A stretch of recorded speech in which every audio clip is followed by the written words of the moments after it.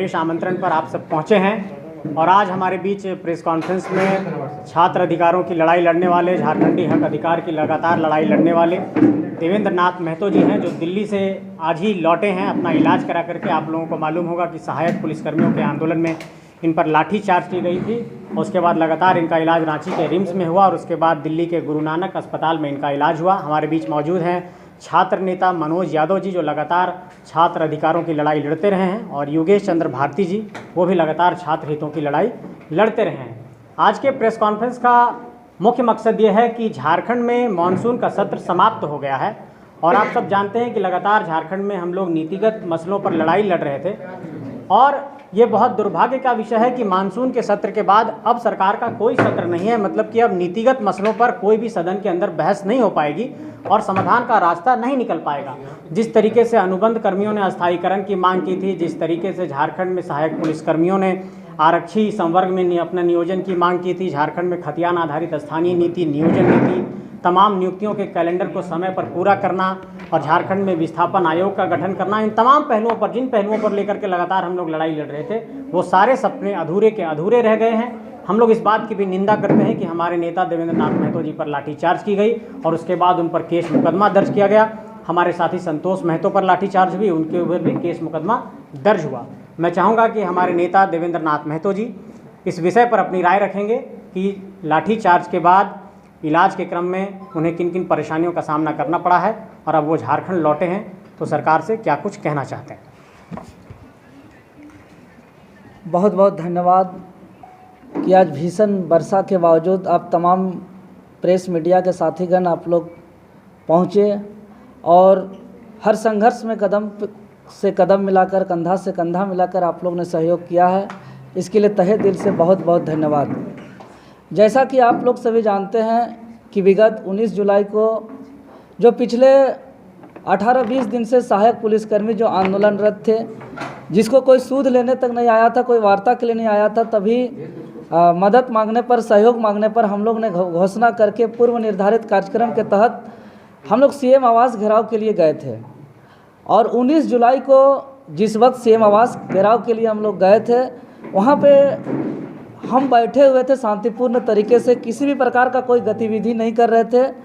उसके बावजूद एक हम कह सकते हैं कि जिस तरीके से पुलिस ने बर्बरतापूर्वक लाठीचार्ज किया गया, वह स्पष्ट नज़र आ रहा है कि वह किसी न किसी तरीके का जानलेवा हमला है। उसके बाद बेहोश की स्थिति में मुझे रिम्स एडमिट कराया गया। रिम्स में जो 6 दिन तक मेरा ट्रीटमेंट चला यहाँ के पुलिस प्रशासन की निगरानी पर, और मुझे एक भी रिपोर्ट नहीं दिया गया। जो बेहतर इलाज के लिए चिकित्सक के परामर्श अनुसार फिर हम दिल्ली गए और वहाँ का रिपोर्ट से हमको जानकारी मिला कि मेरा ब्लड क्लॉटिंग पेट में था, जिसका ट्रीटमेंट में बदलाव किया गया और उसके बाद हम स्वस्थ होकर के आप लोग का, सबका, राज्यवासियों का दुआ और डॉक्टर का दवा और आप लोग सबों का प्यार और आशीर्वाद से हम सकुशल स्वस्थ लौटे हैं। और हम पहले ही घोषणा किए थे, जिस वक्त हम 5 कदम हम चल सकेंगे उस दिन हम पुनः जनता के बीच आएंगे। और इस बीच में एक सरकार का 5 साल का कार्यकाल का जो एक अंतिम विधानसभा सत्र चला और आज उसका अंतिम दिन है, कल ही हो गया। तो अब सत्र खत्म होने के बाद जो भी वादा करके सरकार आई थी, एक भी वादा पूरा नहीं किया। न झारखंडियों को पहचान दिला पाया, न स्थानीय नीति, न नियोजन नीति, न 5 लाख नौकरी, न नियमित जेपीएससी के द्वारा आयोजित परीक्षा कराना, न निष्पक्ष और पारदर्शिता से जेएसएससी का एग्ज़ाम कराना, किसी भी प्रकार का कोई भी वादा पूरा नहीं किया। और इसको लेकर के हम लोग पिछले रघुवर दास जी के सरकार के खिलाफ भी हम लोग सड़क पर पूरा राज्य स्तर पे हम लोग आंदोलन किए थे, जिसके परिणाम सरकार में परिवर्तन हुआ, सत्ता में परिवर्तन हुआ। लेकिन जो वादा करके आए थे, फिर ये सरकार से भी धोखा हम लोग को मिला है। इस दौरान में हम लोग जो ऐतिहासिक आंदोलन किए, चाहे विधानसभा घेराव की बात करें, मुख्यमंत्री आवास घेराव की बात करें, झारखंड बंद की बात करें, विधायक सांसद से लिखित समर्थन लेने की बात करें, या हाट बाज़ार में सकुआ पत्ता ढोल नगाड़ा घुमाने की बात करें, चाहे डिजिटली आंदोलन करें, फिजिकली आंदोलन करें, हर आंदोलन को ऐतिहासिक बनाए। हम लोग पे लाठीचार्ज, हम लोग पे FIR, सब कुछ हो गया, लेकिन अंततः हम लोग का मांग पूरा नहीं हुआ। और इस पे लेकर के आंदोलन से हम लोग का झारखंड स्टेट स्टूडेंट यूनियन जो स्टूडेंट का लड़ाई लड़ते लड़ते हम लोग भाषा खतियान का लड़ाई लड़े और झारखंडी भाषा खतियान संघर्ष समिति भी बनाए, और अंततः अब हम लोग राजनीतिक विकल्प में आए हैं। और आप तमाम मीडिया के समक्ष हम बताना चाह रहे हैं कि ये पिछली सरकार को भी देखें, वर्तमान सरकार को भी देखें तो निश्चित ही झारखंड के जनता को छल करने का काम किया है। इसीलिए अब हम लोग आगामी विधानसभा चुनाव में हम लोग जोर शोर से हम लोग पूरे झारखंड प्रदेश में हम लोग चुनाव लड़ेंगे, और झारखंडी भाषा खतियान संघर्ष समिति के बैनर तले हम लोग राज्य के तमाम आंदोलनकारी जो भी आंदोलन का नेतृत्व किए हैं, हर विधानसभा से हम लोग उसको जोर शोर से उतार करके हम लोग बहुत ही शानदार उपस्थिति दर्ज कराएंगे विधानसभा सत्र के दौरान। और आगे हम लोग फिर अपना झारखंड में कोशिश करेंगे, अगर जनता का प्यार मिला तो फिर हम लोग सदन के अंदर जा कर के राज्य का तकदीर और तस्वीर हम लोग बदलने का काम करेंगे। इसलिए मनोज यादव जी से आग्रह होगा कि मीडिया कुछ सवाल है तो सवाल ये है कि सरकार की नीति और तमाम चीज़ों पर सवाल उठाए हैं आपने। आप दिल्ली गए थे, आपके केंद्रीय अध्यक्ष बैठे थे, उन्होंने कहा कि आपका फ़ोन ऑफ रहा, आपको मिलने नहीं दिया गया। कि भारत के इतिहास की पहली ऐसी पार्टी है जहाँ केंद्रीय अध्यक्ष को ही मिलने नहीं दिया जाए, इस पर क्या कहेंगे? देखिए, जहाँ मेरा फ़ोन ऑफ रहने की बात है तो विगत 19 जुलाई से ही मेरा फ़ोन ऑफ है। मेरे सहयोगी साथी का रांची तक में बहुत कोई का ऑन था, लेकिन चूंकि दिल्ली गए थे तो दिल्ली का पहला दिन बहुत तरह का एडमिट का काम होता है, बहुत सारा एड्रेस लिखाना, यहाँ से जांच रिपोर्ट नहीं था तो सारा जांच को कराना, तो फ़ोन ऑन रख के किसी से बात करने पर मेडिकल से उनको डांट भी पड़ता था, इसलिए वो ऑफ रखा था। पहला दिन का बात था, उसके बाद फ़ोन हमेशा सुचारू रूप से उनका ऑन था। और जो भी मसला है इसको हम लोग बैठ करके हम लोग इस पर बात कर लेंगे एक बार। क्या छात्र नेता देवेंद्र नाथ महतो को जेबी के एसएस में आने के बाद पहचान मिली है? आपके केंद्रीय अध्यक्ष जयराम महतो ने एक इंटरव्यू में कहा। देखिए, हम लोग राज्य के हित और कल्याण के लिए, यहाँ के ज्वलंत मुद्दा के लिए हम लोग सदा, चाहे रघुवर दास जी का सरकार हो या वर्तमान सरकार हो, हम लोग लड़ाई लड़े, आंदोलन किए, संघर्ष किए। और भले हम बहुत अच्छा भाषण हम नहीं दे पाते हैं, लेकिन आप लोग के सहयोग से, राज्य के जनता के आशीर्वाद से, निडरता से हम हर लड़ाई को आप लोग का आशीर्वाद का मिला शक्ति से हम लड़ते हैं। और इस लड़ाई से कई ऐसा रिजल्ट मिला है, जैसे JSSC CGL रद्द हुआ, उसके अलावा बहुत ऐसा ये नेत्रहाट विद्यालय को जो है कि CBSE मोड पर ले जाना चाहता था, बहुत पहले उस समय हम लोग लड़ाई लड़े। 4 केंद्रीय विद्यालय को जो है कि बंद कर दिया गया था, उसको हम लोग चालू कराए। ऐसा कई ऐसा आंदोलन है जो हम लोग का बहुत आंदोलन सफल हुआ, और ये आप लोग का आशीर्वाद से मिला शक्ति से लड़ते हैं, ये जनता का प्यार है। और लड़ाई लड़ते लड़ते हम लोग JVKSS बनाए, और JVKSS आज राज्य का सबसे बड़ा संगठन, इतिहास गवाह है। आप लोग देखते हैं, हम लोग कोई JVKSS शामिल होकर के यहाँ से प्रमोट नहीं हुए हैं। JVKSS को शुरुआती दौर से हम लोग इसमें हैं, और JVKSS को मजबूती देने के लिए कई अपने बदन पर पुलिसिया लाठी लिए हैं, कई धारा लिए हैं। आपका परिचय जो है वो संगठन में आने के बाद हुआ है। तो संगठन तो बनाए हम लोग, और संगठन को लेके चले आगे। लेकिन उसी के कोर कमेटी में अब नहीं है, उसी में किसी कमेटी में आप तीनों नहीं हैं। देखिए, ये तो केंद्रीय अध्यक्ष जी जारी किए हैं, ये सवाल उनसे पूछा जाए तो बेहतर होगा। क्या आप लोग अलग पार्टी बनाने की रणनीति बना रहे हैं क्या? अरे अलग पार्टी, हम लोग एक नया जो है कि झारखंडी भाषा खतियान संघर्ष समिति बनाए हैं, उसको लेकर के चले हैं, उसको मजबूती करने के लिए लड़ाई लड़े हैं। तो बोल दे रहे हैं कि अलग जाने का मन है तो चले जाइए। अधिक मत एक इंटरव्यू में बोले हैं कि जाने का ऐसा आज तक हम कहीं बोले हैं क्या कि हम कहीं जाना चाहते हैं? केंद्रीय की बात क्या है? जाने का सवाल ही नहीं है। झारखंडी भाषा खतियान संघर्ष समिति को बनाने के लिए यहाँ अपना माँ को त्यागना पड़ा है, अपना घर को छोड़ना पड़ा है, अपना बदल पर सैकड़ों लाठियाँ लेनी पड़ी है, कितनों रात जंगल झाड़ में खुले आसमान पे सोना पड़ा है, कई धारा लेना पड़ा, हटवार तक जाना पड़ा है। इतना पुलिस का लाठीचार्ज हो गया कि जो है कि हम कोई बीमारी लेकर के, हम रोगी दुखी लेकर के हम हॉस्पिटलाइज नहीं हुए थे। हम 2 बार, सारी बातें जानते, हम 2 बार अगर हॉस्पिटलाइज हुए हैं। इस बात को कह रहे हैं कि कहीं और जाने का मन है तो बता दीजिएगा पहले ही। ये तो हम लोग सब जानते हैं कि आपने क्या किया। आपका संघर्ष रांची के मीडिया हाउस से छुपा नहीं। देखिए, हर संगठन में अंदरूनी कुछ चीज़ चलता है, ये सब वार रूम में समझने की बात है। हम इस पार्टी धर्म को निभाते हुए आप लोग से हम यही कहेंगे कि हम लोग वार रूम में बैठ के इस पर हम लोग जो है कि अपना समझ लेंगे इस चीज़ को। रांची दिल्ली में आपका कौन सा कॉन्फिडेंशियल इलाज चल रहा था? इलाज भी आजकल गोपनीय होता है, हम लोग जानना चाहते हैं। देखिए इलाज तो डॉक्टर का सारा रिपोर्ट है, सब मीडिया बंधु साक्ष्य है। गोपनीय इलाज चल रहा था। नहीं, किसी प्रकार का गोपनीय इलाज नहीं चला है। हम आप लोग के साथ देश ने कहा है। अच्छा, वो बात हम लोग कर लेंगे आपस में, जो भी मामला है, और हम लोग वार रूम से इस चीज़ को हम लोग समझ लेंगे। क्या कहेंगे मनोज भैया? आप देखिए, सबसे बड़ा पार्टी आप बना रहे हैं, अलग कहीं जा रहे हैं, देखिए जाने का मूड है। संजय जी, मेरा सवाल आपसे है, मनोज जी, मेरा सवाल आपसे है कि सेंट्रल कोर कमेटी का गठन किया गया, 25 लोगों का नाम है।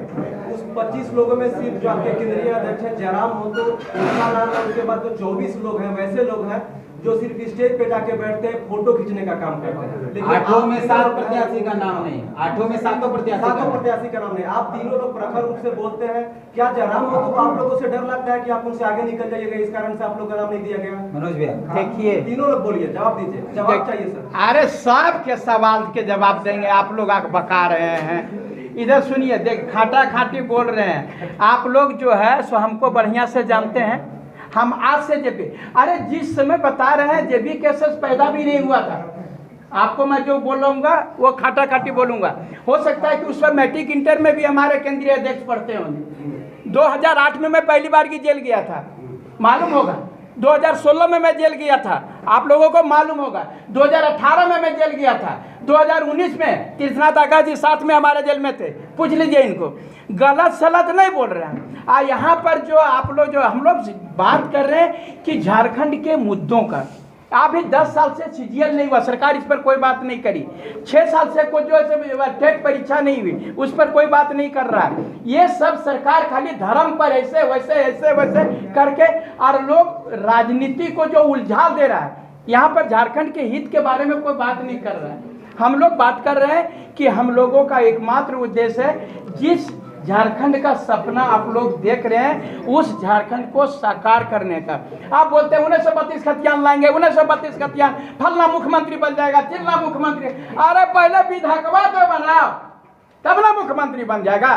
तो आपके केंद्रीय अध्यक्ष इस बात को कहते हैं, लोग लुभावन भाषाओं से सवाल नहीं दबाइए आप। सवाल मूलतः यह है कि आपके केंद्रीय अध्यक्ष जब प्रेस कॉन्फ्रेंस किए थे तो उन्होंने स्पष्ट तौर पर कहा किसी को कहीं जाना है तो वो पहले बता दें। आप पर भी ये आरोप है कि आप के कई ऑडियोज हैं जहां आपने अपने केंद्रीय अध्यक्ष पर से गंभीर सवाल उठाए हैं। क्या कुछ टूट है अंदर? अभी तक तो कोई टूट नहीं है। और आप जो बोल रहे हैं कहीं जाना चाहते हैं, अगर यदि उनको कहीं भेजना है तो भेज दीजिए, कोनो गाड़ी में चढ़ा दीजिए। अभी तक नहीं तो आगे संभावना है? आपने कहा अभी तक टूट नहीं है, तो क्या आगे संभावना है? देखिए, आप जो बोल रहे हैं कि आप जो अभी एक न बात बताएंगे, भविष्य किसने देखा है? आप बता सकते हैं कि भविष्य को कौन कल हम जिंदा रहेंगे कि नहीं चल रहा? अभी तक तो बहुत बढ़िया से। अभी उपाध्यक्ष महोदय 8 दिन तक एडमिट रहे, अध्यक्ष महोदय नहीं मिले। ये चीज जो है, लेकिन मंत्री इरफान अंसारी की मां का इंतकाल हुआ, वो एकदम एक दिन पहले उनकी तबीयत खराब थी, पेट खराब था, पानी चढ़ रहा था, उसके बावजूद भी देवघर चले गए उनकी मां के उसमें। तो ये तो नहीं लगता है कि सब कुछ ठीक चल रहा है। देखिए, ये आप जो बोले कि वो कैसे चले गए वहाँ और यहाँ पर केंद्रीय उपाध्यक्ष के पास क्यों नहीं आए, ये तो अब उनके मन के बात हम आपको बता सकते हैं। हमारे मन में क्या चल रहा है दूसरा कोई बता सकता है? आप केंद्रीय अध्यक्ष महोदय अगर यदि वहाँ गए और यहाँ नहीं आए तो ये सवाल मैं समझ रहा हूँ कि उनसे कहते कि आपके मन में क्या था। तबीयत ही खराब बहुत ज्यादा रहता तो सवाल हम लोग बेहोश हो गए, हमेशा बेहोश हो जाते हैं, पानी चढ़ने लगता है, इसलिए ज्यादा सवाल उनसे नहीं कर पाते हैं। देखिए, जवाब देते हैं। सुनिए, आप लोग हम लोग को जो हम भगवान की कृपा से स्वस्थ हैं, आपको जितना सवाल पूछना है उतना सवाल दीजिए। जब हम वह लाठी कपार फट गया, कब खून बह रहा था, उसके बावजूद भी हम लड़ने तैयार थे। हम बेहोश नहीं होते हैं, हम खाटी झारखंडी हैं, हम वो बेहोश नहीं होते हैं। मनोज जी, हाँ। आपकी पार्टी के प्रवक्ता हैं, उन्होंने कहा कि जो लोग सोशल मीडिया के जरिए गुमराह कर रहे हैं सब रडार पे हैं, पहले भी कार्रवाई की है और अभी जो लोग गुमराह कर रहे हैं वो भी हमारी नजर में, उन पर आगे भी कार्रवाई होगी। क्या उनका इशारा आप लोग की तरफ था? सुनिए, आप लोग बढ़िया से जान लीजिए, और नहीं जान रहे हैं तो स्पष्ट बता देता है। मनोज यादव कोनो वह बरसाती मेढक नहीं जो टरटराने लगता है। हम इसके पहले आपको बता रहा हूँ, मैं इसके पहले भी विधानसभा चुनाव लड़ चुका हूँ, सबको जानते हैं, और वो भी रिकॉग्नाइज पार्टी से। उसके बाद में भी मैं निर्दलीय से भी चुनाव लड़ा और अपनी उपस्थिति को दर्ज कराया। ये बात है वो मैंने किसी के बने टिकट दे दो जी, हाँ। बात आप कई बार दोहरा चुके हैं। सवाल ये जो प्रवक्ता ने सवाल पूछा है रडार पे हैं, किसकी तरफ उनका इशारा है सोशल मीडिया के जरिए? आप ओकर रडार में के है से हम कैसे जाने और ये कैसे डिसाइड कर लिए वो रडार में हम ही ऐसे हो सकता है वो रडार में आप लोग भी हो सकते हैं। आपने कहा कि टिकट नहीं देगा फिर भी मैं विधानसभा चुनाव लड़ूंगा। अच्छा एक बात बताइए कि बोला कि टिकट अरे हमारा टिकट नहीं देगा तो ककरा देगा? बस टिकट है जकरा काट देगा। अच्छा आप ही बताइए ना जो चेहरा है आप देखिए सारे मीडिया में 1 लाख नहीं थे उनको टिकट मिला है। चेहरा तो 1 लाख नहीं थे उनको टिकट मिला। तो कई चेहरे थे। ये आपको बता रहे हैं अगर यदि वो अपने पैर में कुल्हाड़ी मारने का कोई सोच लेगा तो ओकरा आपको बचा पाएगा। अच्छा एक स्पष्ट सवाल है, जेबी केसेस से आप लोगों को इग्नोरेंस मिलता है क्या? इधर सुनिए ये चीज जो है हम भी इस चीज से इत्तेफाक आप लोगों का जो बोल रहे हैं नहीं महसूस नहीं कर रहा हूँ। आपको बता रहे हैं कि इसके पहले भी कमेटी का निर्माण हुआ तो ये होता है कि सबसे पहले आप जो लोकतंत्र की बात करते हैं तो जब भी कमेटी का निर्णय हो हमारे दोनों उपाध्यक्ष भी यहाँ पर मौजूद हैं, मैं भी हूँ यहाँ पर, और यहाँ पर जो है वो सार्वजनिक रूप से निर्णय लिया जाता है कि किसको कोर कमेटी में रखना किसको नहीं रखना। अब ये एक आपसे कोऑर्डिनेशन होता है, हो सकता है उस कोऑर्डिनेशन में कुछ गड़बड़ियाँ हुई हो तो उस पर हम और सब पार्टी केंद्रीय अध्यक्ष स्वतः सब कुछ कर लिए कि आप लोगों से कुछ पूछा नहीं क्या पार्टी के अंदर डेमोक्रेसी नहीं है? आप देखिए पार्टी के अंदर प्रजातंत्र डेमोक्रेसी नहीं है वो तो अध्यक्ष महोदय न बताएंगे। वो हमरा आप गोरखिया से गाय बेचिएगा तो थोड़े नहीं बिकेगा, मालिके से नहीं बिकेगा।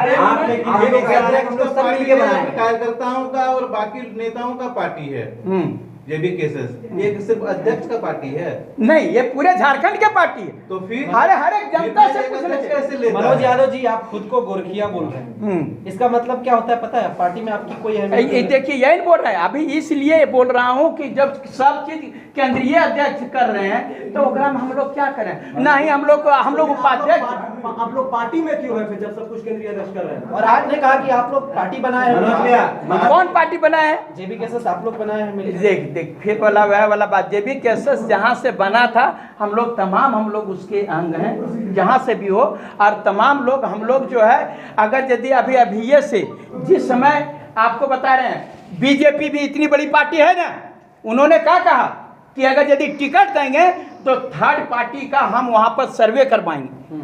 तो हर एक क्षेत्र में सर्वे कराइए उसके बाद टिकट दीजिए तब न पता चलेगा कि कौन मजबूत है। यहाँ पर जो है जाके घुसुर काना फुसकी करके टिकट ले लीजिएगा तो बस चलना जयराम महतो ने यही पीसी में कहा कि इस बार जो भी कैंडिडेट होंगे विधानसभा में वो थोपे हुए नहीं होंगे लोकसभा की तरह। तो आप लोग 3 यहाँ पे बैठे हैं, क्या आप लोग थोपे हुए कैंडिडेट थे? ये चीज तो उन्हीं को पूछना चाहिए था कि थोपे हुए कैंडिडेट मनोज यादव थोपल कैंडिडेट है, वो हकरल कैंडिडेट है। आप लोग फालतू वाला बोल देते हैं थोपल कैंडिडेट है। देवेंद्र नाथ थोपल है, संजय जी थोपल है, ये नाम के मुहताज है झारखंड में, ये नाम के मुहताज हैं। केंद्रीय अध्यक्ष बोल रहे हैं। देखिए केंद्रीय अध्यक्ष यह सवाल बात तो आप लोग गड़बड़ करते हैं। जो कुछ पूछता है उसका जवाब उन्हीं से पूछिएगा तो ज्यादा बेटर होगा। अगर आप कुछ बोल देंगे तो आप लोगों को लगेगा कि सब कुछ ठीक नहीं चल रहा है। अच्छा आप तीनों से एक सवाल है, जैसे कि आप बोलते हैं थोपा नहीं जाता है, ऐसे नहीं होता वैसे नहीं होता है, तो जो आप लोग का निर्णय होता है वो एक आदमी करता है? यहाँ पर राजतंत्र है, लोकतंत्र है, क्या है आपका पार्टी का? नहीं, इस चीज का सवाल हम सीधा जवाब देंगे। यहाँ राजतंत्र है, यहाँ राजतंत्र है। आज तक अभी तक जो है हम लोगों से राजा कौन है? राजा है सकरा तो सबको दुनिया देख रहा है, मतलब बता दीजिए राजा जो है। देखिए हम तमाम जेबी केसेस जितने भी आपके मीडिया के माध्यम से देख रहे हैं, तमाम मीडिया के माध्यम से हम जेबी केसेस के तमाम छोटे से लेकर बड़े पदाधिकारी हों या उसके सपोर्टर हाथ जोड़ के विनती कर रहा हूं, क्या मनोज यादव ने कभी तोड़ने का काम किया? मनोज यादव ने जोड़ने का काम किया जी। हम लोगों को ले जाकर के मिलाते हैं कि हम हमारा पार्टी आगे बढ़े, लेकिन जब आपको कहीं ना कहीं से कुछ गड़बड़ी लगने लगेगा तो ये अच्छा बात नहीं है। और आप लोग जो है पब्लिकली नहीं पूछिए, हम लोग सब मिलजुल करके बातचीत देखिए एक बात बताइए, एक सवाल मेरा आपसे, आप देखिए अगर यदि वैसा होगा तो भस्मासुर हो जाएगा भैया।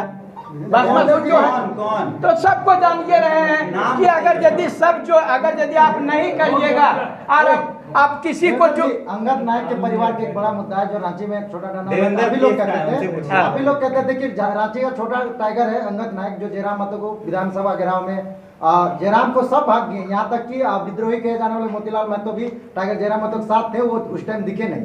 और अंगद नायक जयराम महतो का लाठिया खुद खाया, लेकिन बोला गया था उस टाइम जेबीकेएसएस की ओर से कि महीने के 8,000 रुपये मैं उनके घर परिवार के लिए आर्थिक योगदान दूंगा। देवेंद्र जी केस भी खाए और कितने चौक चौराहों बहु बाजार जाम भी किया था, चौक भी बनाने की नाम हुई थी। अभी पता चल रहा है कि चौक को उखाड़ के फेंक दिया गया। जेबीकेएसएस उस टाइम गर्म जिस तरह से माहौल दिखा रही थी अंगद नायक के परिवार को, सिंपैथी पूरे राज्य में हासिल की अंगद परिवार के नाम पे, अभी कुछ नहीं है। जेबीकेएसएस परिवार उसको 8,000 रुपये देती है, ना वो चौक अभी तक बना है।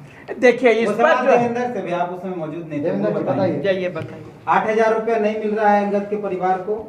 उनके परिवार ने कहा है स्कॉर्पियो से घुमा जा रहा है, फोन करने पर परिवार का फोन न उठाया जाता है। आप लोगों ने बहुत सिंपैथी गेन किया, सड़क पर उतरे, आपके केंद्रीय अध्यक्ष ने स्टेटमेंट दिया कि 8,000 रुपये महीने दिए जाएंगे और कुछ भी नहीं मिला। और ऐसे कई जगह पे हैं जहां आप लोगों ने आंदोलन किया, आपका नाम हुआ, लेकिन उस परिवार को आज तक कुछ नहीं मिला। ऐसे सैकड़ों उदाहरण, इस पे क्या करें? फिर अंगद वाले जी बिल्कुल, उस दिन हम मौजूद थे सशरीर और आंदोलन में हम भी बैठे थे, आंदोलन में हम भी बैठे हुए थे और बाकायदे हम लोग सर्वसहमति से केंद्रीय अध्यक्ष जी के अलावा सबसे बात करके हम लोग पे तय हुआ था कि हम लोग का बात हो चुका है, 8,000 हम लोग सक्षम है, इसलिए हम लोग 8,000 देंगे। लेकिन उसके बाद क्या हुआ कि हम लोग भी कहीं कहीं व्यस्तता हो गया और दोबारा हम लोग नहीं जा पाए। इसके लिए हम लोग खेद प्रकट करते हैं। हम अंगद के परिवार से सहानुभूति रखते हुए हम क्षमा चाहते हैं, लेकिन इस पर हम लोग पुनर्विचार करके हम लोग कोशिश करेंगे कि फिर से जो हम लोग वादा किए उसको हम लोग देना चालू करें और उस परिवार को सहयोग सपोर्ट मिले। एटलीस्ट तब तक कम से कम कि उस परिवार का कोई एक कहीं काम न पकड़े, तब तक मिले, इसका हम प्रयास करेंगे। चुनाव वर्ष के अंतिम दिन वो मैया योजना किए, वैसे ही चुनाव के अंतिम समय में आप लोग अंगद के परिवार को देंगे और उसको फिर देखिए हम लोग भी पब्लिक के सहयोग से चल रहे हैं, हम लोग भी राज्य का लड़ाई लड़ रहे हैं, लेकिन संगठन में कोई हम लोग को भी आश्वासन दिए थे। पब्लिक के सहयोग से गाड़ियों का काफिला लेके क्यों चल रहे हैं? जब चंदा के पैसे से काफिला लेके चलना है और अपने ही साथी को सपोर्ट नहीं करना तो 1.5 लाख का आईफोन आपके केंद्रीय अध्यक्ष के पास पब्लिक के सहयोग से आप भी आसमान में उड़ रहे हैं, वो भी आसमान में उड़ रहे हैं बिना नंबर प्लेट के स्कॉर्पियो में जब चंदे के 1.5 लाख। अरे बाबा हम अब यो टूटल स्कूटी में चलते हैं, आपसे नहीं बोल रहे हैं। आपको विश्वास नहीं होता है तो आप देख लीजिएगा, बाहर मेरा खड़ा है। मनोज भैया नाटकीय भाषा में हर सवाल को समाप्त मत करने दीजिए, उनसे पूछा आपसे भी आएंगे। आपके केंद्रीय अध्यक्ष के पास 1.5 लाख रुपए का आईफोन है, क्रोनी कैपिटलिज्म के खिलाफ बात उगलने वाले पूंजीवाद के पोषक बन रहे हैं, इस पर क्या कहेंगे? और अंगद वाले पर बस यही कि माफी मांग लेते हैं जी। अभी तो तत्काल हम उस परिवार को हम लोग सहयोग नहीं कर पाए हैं, इसके लिए हम माफ़ी मांगते हैं, जरूर सार्वजनिक तौर पे मांगते हैं, क्योंकि हम खुद घोषणा किए थे, हम सर्वसम्मति से जब निर्णय हुआ था तब सर्वसम्मति से निर्णय होने के बाद हम किए थे, क्योंकि हम उस दिन लीड कर रहे थे, लेकिन नहीं मिला। इसको लेकर के हम संगठन में इस बात को रखेंगे और हम कोशिश करेंगे तत्काल उस परिवार को मिले। और देखिए पब्लिक के सहयोग की बात है तो पब्लिक अब किस रूप से क्या सहयोग कर रहा है इस पर हम लोग चर्चा विचार करेंगे, लेकिन बात और महत्वपूर्ण सवाल ये है कि 5 साल सरकार फेलियर हुआ और यहाँ पे नियोजन नीति नहीं बना, स्थानीय नीति नहीं बना, यहाँ रोजगार नहीं मिला, बेरोजगार को बेरोजगारी भत्ता नहीं मिला, और साथ ही साथ अगर हम बात करें यहाँ जमीन का मामला तो जमीन का लूट चरम पर है। यहाँ जमीन का मालिक कोई कर्मचारी अधिकारी सीओ पदाधिकारी नहीं है, यहाँ जमीन का मालिक भू माफिया है। वो लोग तय करते हैं कौन जमीन किसका है, कौन जमीन का किसको कब बेचना है, किसको कब खरीदना है। मुद्दे को आप बताइए नहीं, मैं पूछ रहा हूं कि जो आप पैसे की बात कर रही है कि मैं इसमें नहीं सहमत है। चौक की बात हुई थी, उस चौक का क्या होगा? चौक का एक कानूनन प्रक्रिया है जो क्यों कर देते हैं जब उसको आप लोग गूगल मैप सक्षम नहीं है, परिवार को उम्मीद जगह है ना, परिवार फोन करता। अरे वो सर्वसम्मति से वो निर्णय हुआ था और चौक का फोन भी नहीं उठाया जाता आप लोग की तरफ से, परिवार का स्टेटमेंट फोन करने से फोन काट दिया जाता है। नहीं, कभी कभी एक आध बार ऐसा हुआ होगा तो वो लोग कह रहे हैं नहीं, ऐसा तो हमको समझ में नहीं आ रहा है। अगर ऐसा है तो ये दुखद है। संजय जी एक सवाल मेरा आपसे, क्योंकि आप जवाब नहीं दे रहे हैं। इस समय पहले आप लोग जो है यहाँ पे आके प्रेस कॉन्फ्रेंस किए थे, झारखंड में आगे जयराम अभियान चलाए, आप अपने ऑफिस का नंबर डाले थे उसमें, जयराम महतो आके उसको गलत करा देते थे। तो क्या जयराम महतो को अपने पार्टी के लोगों पर ही भरोसा नहीं है? नहीं, उन्होंने तो कभी इस नंबर को गलत नहीं उनके कहा। समर्थकों ने किया, उनके समर्थकों ने उस पर एक नया नंबर जारी किया जाना था। तो आपके नंबर पे भरोसा नहीं था तभी तो नहीं, वो नंबर आप में पर आरोप भी लगा है मेरा सोशल मीडिया में, जेल कैंप के लोगों ने आरोप लगाया कि अपनी मर्जी से कर दिया, केंद्रीय अध्यक्ष से पूछा नहीं, उनसे सहमति से हुई थी, ऐसा कुछ नहीं है। फिर कैसे हो गया? सफाई क्यों देना पड़ रहा है?